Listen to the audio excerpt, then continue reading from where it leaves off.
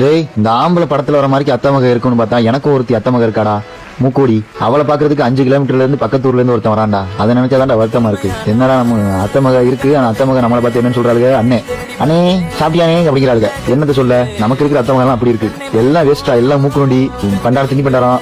என்னத்த சொல்றது, முட்டாளு எல்லாம் இப்படிதான். எனக்கு ஒருத்தி இருக்கா, ஒண்ணுதே ஆக மாட்டா. ஆனா அவளை பாக்குறதுக்கு பக்கத்தூர்ல இருந்து வர்றாங்க. எனக்கு அதுதான் புரிய மாட்டேங்குது. நமக்கு அந்த பாடியை வச்சுக்கிட்டு என்ன பண்றதுன்னு தெரியல.